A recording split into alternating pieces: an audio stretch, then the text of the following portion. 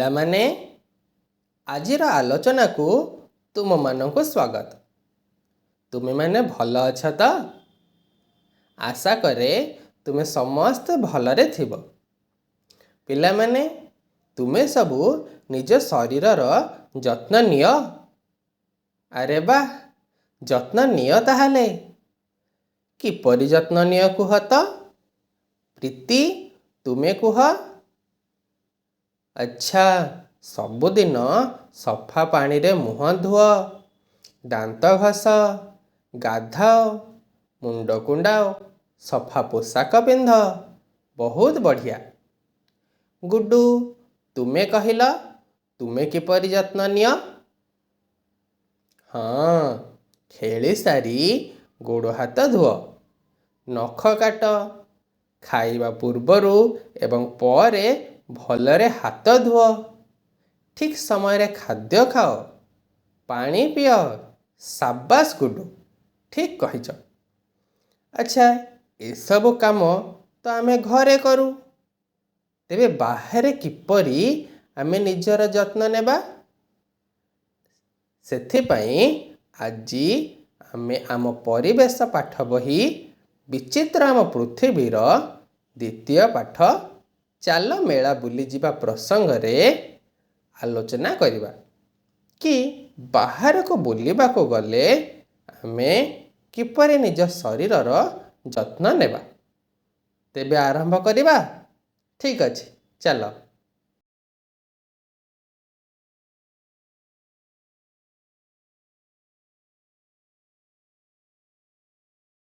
ଆଚ୍ଛା ପିଲାମାନେ, ତୁମକୁ ମେଳା ବୁଲିବାକୁ ଭଲ ଲାଗେ? ବହୁତ ଭଲ ଲାଗେ। ଆରେ ବାଃ, ମୋତେ ବି ମେଳା ବୁଲିବାକୁ ବହୁତ ଭଲ ଲାଗେ।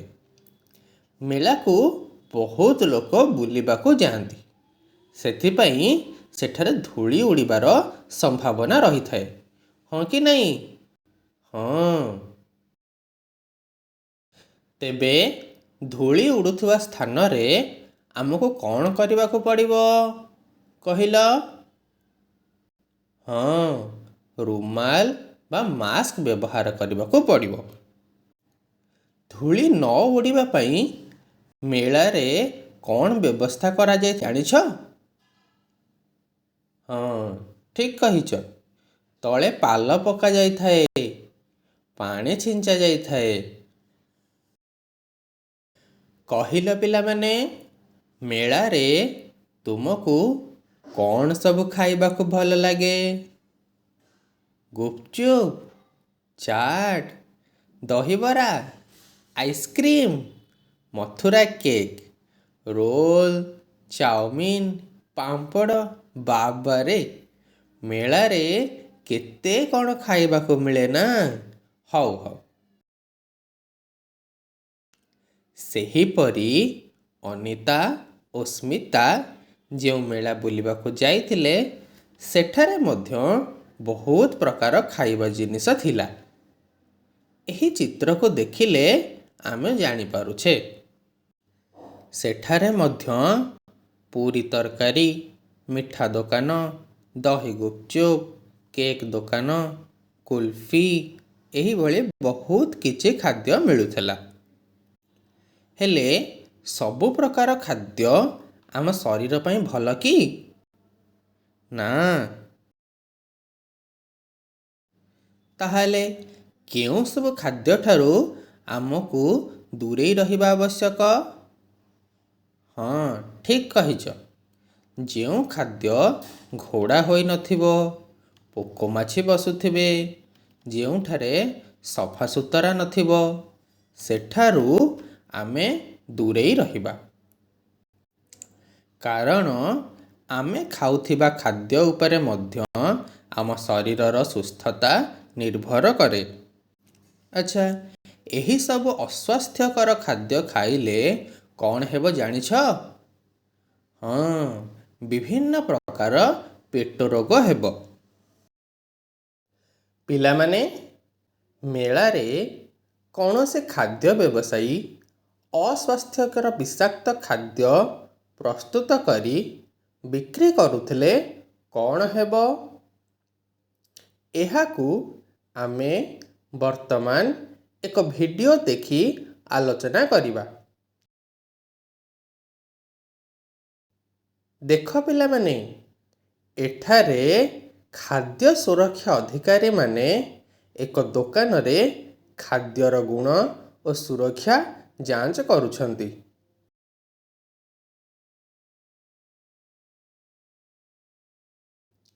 ଯାଞ୍ଚ କରି ସେହି ଖାଦ୍ୟ ବିଷାକ୍ତ ଜାଣିବାରୁ ସେମାନେ ସେଗୁଡ଼ିକୁ ଫୋପାଡ଼ିବା ପାଇଁ କହୁଛନ୍ତି। ଦୋକାନୀ ମଧ୍ୟ ସେହି ବିଷାକ୍ତ ଖାଦ୍ୟଗୁଡ଼ିକୁ ନେଇ ଡଷ୍ଟବିନ୍ରେ ପକାଉଛନ୍ତି।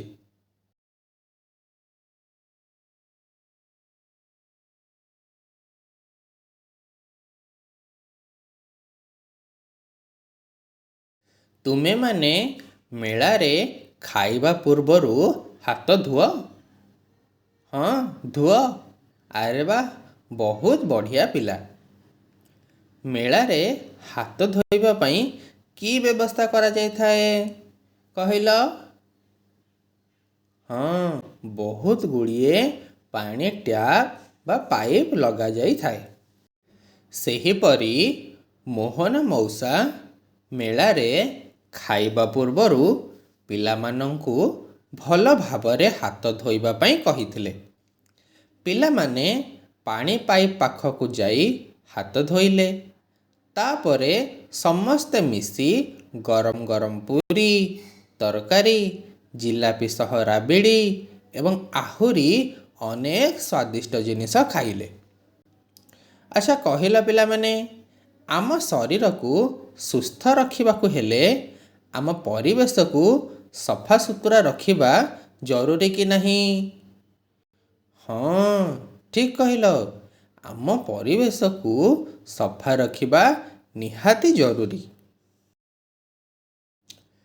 କୁହ ତ ଦେଖି, ଆମେ ଅଳିଆ ଆବର୍ଜନା ଏବଂ ଅଦରକାରୀ ଜିନିଷ ସବୁ କେଉଁଠାରେ ପକାଇଥାଉ? ପୁରା ଠିକ୍ ଉତ୍ତର, ଡଷ୍ଟବିନ୍ରେ ପକାଇଥାଉ। ତେବେ ଖାଇସାରିବା ପରେ ଅନିତା, ସ୍ମିତା ଓ ଅନ୍ୟମାନେ ଅଦରକାରୀ ଜିନିଷକୁ କେଉଁଠାରେ ପକାଇଥିବେ? ମେଳାରେ କ'ଣ ଡଷ୍ଟବିନ୍ର ବ୍ୟବସ୍ଥା କରାଯାଇଥିଲା? ହଁ, କରାଯାଇଥିଲା। ଏହି ଚିତ୍ରରେ ଦେଖ, ସେହି ମେଳାରେ ମଧ୍ୟ ଡଷ୍ଟବିନ୍ ରଖାଯାଇଛି। ପିଲାମାନେ କହିଲ, ଏହି ଚିତ୍ରରେ କ'ଣ ଦେଖୁଛ? ଏଥିରେ ଲେଖାଯାଇଛି ମୋତେ ବ୍ୟବହାର କର। ଡଷ୍ଟବିନ୍ରେ ଏପରି ମଧ୍ୟ ଲେଖାଯାଇଥାଏ। ପିଲାମାନେ କହିଲ ଦେଖି, ଯଦି ମେଳାରେ ହଠାତ୍ କାହାର ଶରୀର ଅସୁସ୍ଥ ହୁଏ, ତେବେ ସେ କ'ଣ କରିବେ? ଡାକ୍ତରଙ୍କ ପାଖକୁ ଯିବେ? ଆଚ୍ଛା, ମେଳାରେ ଏଥିପାଇଁ ପ୍ରାଥମିକ ଚିକିତ୍ସା କେନ୍ଦ୍ରର ବ୍ୟବସ୍ଥା କରାଯାଇଥାଏ। ଆଚ୍ଛା, ଯଦି ଶରୀର ଅତ୍ୟଧିକ ଅସୁସ୍ଥ ହୁଏ, ତେବେ ସେଥିପାଇଁ ମେଳାରେ କି ବ୍ୟବସ୍ଥା ରହିଛି ଜାଣିଛ? ଆଚ୍ଛା, ସେଥିପାଇଁ ଆମ୍ବୁଲାନ୍ସର ବ୍ୟବସ୍ଥା ମଧ୍ୟ ରହିଥାଏ, ଯାହାକି ବିନା ମୂଲ୍ୟରେ ଅତି ଶୀଘ୍ର ଅସୁସ୍ଥ ବ୍ୟକ୍ତିଙ୍କୁ ନେଇ ଡାକ୍ତରଖାନାରେ ପହଞ୍ଚାଇଥାଏ। ପିଲାମାନେ, ଆଜିର ଆଲୋଚନାରୁ ମୁଁ ତୁମକୁ କିଛି ପ୍ରଶ୍ନ ପଚାରୁଛି। ତୁମେ ସେଗୁଡ଼ିକର ଉତ୍ତର ଦେବ। ଠିକ୍ ଅଛି? କହିଲ, ମେଳାରେ ହାତ ଧୋଇବା ପାଇଁ କି ବ୍ୟବସ୍ଥା କରାଯାଇଥିଲା? ହଁ, ଠିକ୍ କହିଛ। ମେଳାରେ ପାଣି ପାଇପ୍ର ବ୍ୟବସ୍ଥା କରାଯାଇଥିଲା। ଏବେ କୁହ, ମେଳାରେ ଅଦରକାରୀ ଜିନିଷ ପକାଇବା ପାଇଁ କ'ଣ ରଖାଯାଇଥିଲା? ହଁ, ଡଷ୍ଟବିନ୍ ରଖାଯାଇଥିଲା। ଏବେ କୁହ, ମେଳାରେ କେହି ଅସୁସ୍ଥ ଅନୁଭବ କଲେ କେଉଁଠାକୁ ଯିବେ? ପୁରା ଠିକ୍ ଉତ୍ତର, ପ୍ରାଥମିକ ଚିକିତ୍ସା କେନ୍ଦ୍ରକୁ ଯିବେ। ଶେଷ ପ୍ରଶ୍ନ, ଅସୁସ୍ଥ ବ୍ୟକ୍ତିଙ୍କୁ କିଏ ଡାକ୍ତରଖାନାରେ ପହଞ୍ଚାଇଥାଏ? ପୋଲିସ ଜିପ୍, ଆମ୍ବୁଲାନ୍ସ ନା ଦମକଳ ବାହିନୀ? ହଁ, ଠିକ୍ ଉତ୍ତର। ଆମ୍ବୁଲାନ୍ସ ନେଇ ଅସୁସ୍ଥ ବ୍ୟକ୍ତିଙ୍କୁ ଡାକ୍ତରଖାନାରେ ପହଞ୍ଚାଇଥାଏ। ବହୁତ ସୁନ୍ଦର ଭାବରେ ତୁମେମାନେ ସମସ୍ତ ପ୍ରଶ୍ନର ଉତ୍ତର ଦେଲ। ଏବେ ମୁଁ ତୁମ ପାଇଁ ଏକ ଗୃହ କାର୍ଯ୍ୟ ଦେଉଛି। ତୁମେ ନିଜ ପରିବେଶକୁ ସଫାସୁତୁରା ରଖିବା ପାଇଁ କ'ଣ ସବୁ କର ତାହାର ଏକ ତାଲିକା ପ୍ରସ୍ତୁତ କରି ଆଣିବ। ଏହାକୁ ତୁମେ ନିଜ ସାଙ୍ଗ ବା ଗୁରୁଜନଙ୍କ ସାହାଯ୍ୟ ନେଇ ମଧ୍ୟ ଲେଖିପାରିବ। ତେବେ ଆଜିର ଆଲୋଚନାରୁ ଆମେ ଜାଣିଲେ ଯେ ଆମକୁ ନିଜ ଶରୀରର ଯତ୍ନ ଠିକ୍ ଭାବରେ ନେବା ଆବଶ୍ୟକ। ମେଳା ବା ଅନ୍ୟ ସ୍ଥାନକୁ ବୁଲିବାକୁ ଗଲେ ସେଠାରେ ଧୂଳି ଉଡ଼ୁଥିଲେ ରୁମାଲ ବା ମାସ୍କ ବ୍ୟବହାର କରିବା। ସେଠାରେ ମିଳୁଥିବା ଖାଦ୍ୟଦ୍ରବ୍ୟ ପ୍ରତି ବିଶେଷ ଧ୍ୟାନ ଦେବା। ଖାଇବା ପୂର୍ବରୁ ଏବଂ ପରେ ଭଲରେ ହାତ ଧୋଇବା। ଅଦରକାରୀ ଜିନିଷ ଏଣେ ତେଣେ ନ ପକାଇ ଡଷ୍ଟବିନ୍ରେ ପକାଇବା। ଶରୀର ଅସୁସ୍ଥତା ପାଇଁ ମେଳାରେ ପ୍ରାଥମିକ ଚିକିତ୍ସା କେନ୍ଦ୍ର ଏବଂ ଆମ୍ବୁଲାନ୍ସର ବ୍ୟବସ୍ଥା କରାଯାଇଥାଏ। ପିଲାମାନେ, ଆଜି ପାଇଁ ଏତିକି। ପୁଣି ଦେଖାହେବା ଆଉ ଏକ ନୂଆ ଆଲୋଚନାକୁ ନେଇ। ରହିଲି, ଧନ୍ୟବାଦ। ଖୁସିରେ ଶିଖିବା ସମସ୍ତଙ୍କ ଅଧିକାର। ନମସ୍କାର।